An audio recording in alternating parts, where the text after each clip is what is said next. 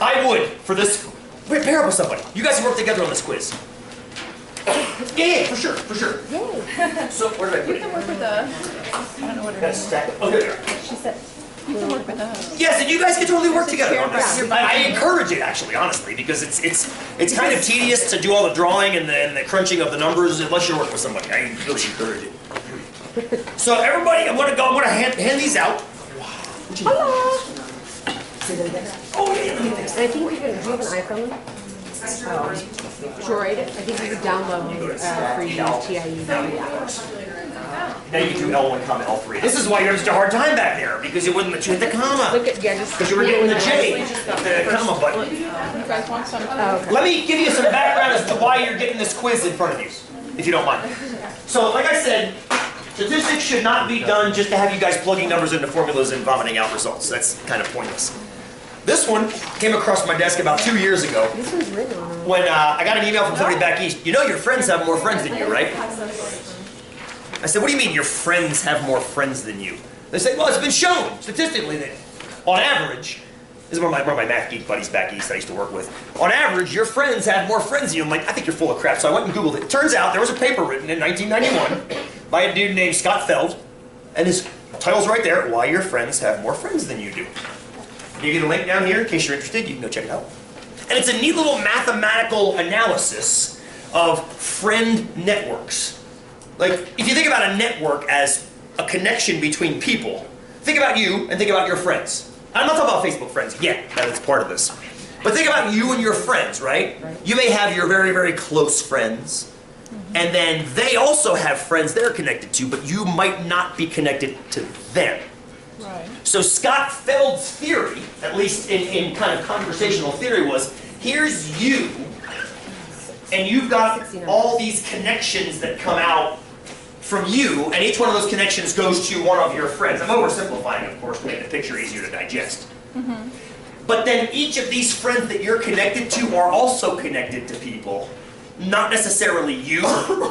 So Scott's theory was that if you radiate out from all your friends and you average that number, that average is bigger than the number of radians out from you.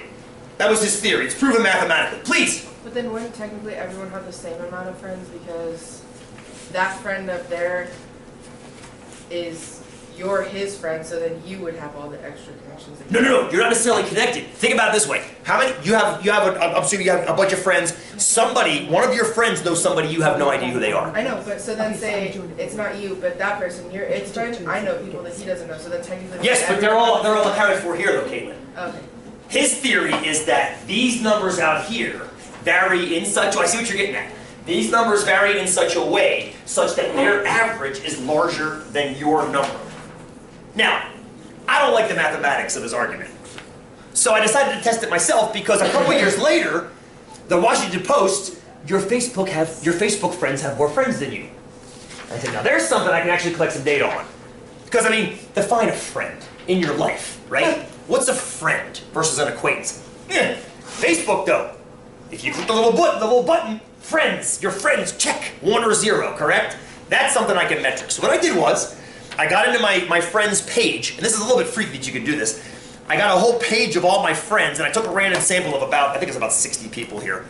And I was able to grab from that screen and drop into Excel their name and the number of friends they had. I couldn't see who their friends were, therefore I couldn't see how many we had mutual friends. That's what you're talking about, Caitlin, too, the mutuality of friends. But this is how many friends they had. So the first person I pulled had 108. The next one had 296. The next one had 2,000, and so forth and so on. One person had 5, one person had 7, one person had 870. So what this quiz is attempting to do is to check the authenticity of the statement, your Facebook friends have more friends than you do. So I'm going to have you guys do that through this quiz. We're going to walk you through some calculations. We're going to analyze mathematically if that statement is believable. Sound good? Whether or not you use Facebook, it's okay. You can apply this to your lives if you have a good definition of what the word friend is, which I think is trickier in life than it is on Facebook, because it's pretty easy to check. Fair enough? Have at it. We'll check in from time to time in the last 25 minutes. We're going to check in from time to time, make sure we're all on the same page. But part of the annoyance is entering all this into your TIs. I do know that. Ugh, sorry. How big a group? Yes, it's 2 or 3. If it gets bigger than 3, people are just sitting around. So I'd say pair up with somebody else.